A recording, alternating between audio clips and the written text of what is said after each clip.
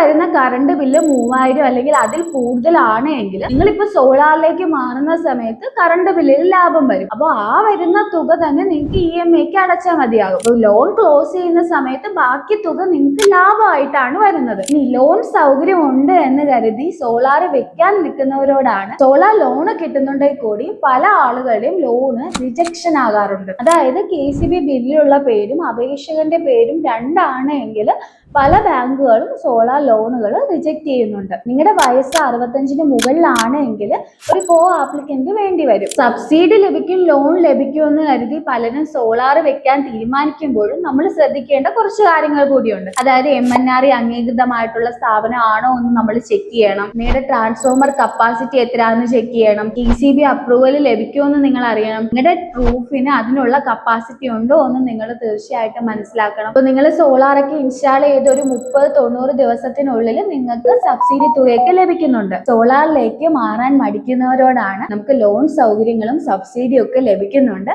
അതുകൊണ്ട് സോളാർ വെക്കാനായിട്ട് നിങ്ങൾ ആ ഒരു വലിയൊരു തുക ഇല്ല എന്ന് കരുതി വിഷമിച്ചിരിക്കേണ്ട ആവശ്യമേ ഇല്ല. നല്ലൊരു വെൻഡേഴ്സിനെ കൂടിയാണ് നിങ്ങൾ തിരഞ്ഞെടുക്കുന്നതെങ്കിൽ ഈ പറയുന്ന ലോണിന്റെ കാര്യത്തിലായിക്കോട്ടെ, സബ്സിഡിയുടെ കാര്യത്തിലായിട്ടോ, എല്ലാ കാര്യത്തിലും അവർ നിങ്ങൾ കൃത്യമായിട്ട് അസിസ്റ്റ് ചെയ്യും. അപ്പോൾ വളരെ കുറഞ്ഞ ചെലവിൽ ലാഭത്തോടെ സോളാർ ഇൻസ്റ്റാൾ ചെയ്യാനായിട്ട് സ്ക്രീനിൽ കാണുന്ന നമ്പറിൽ കോൺടാക്ട് ചെയ്തോളൂ.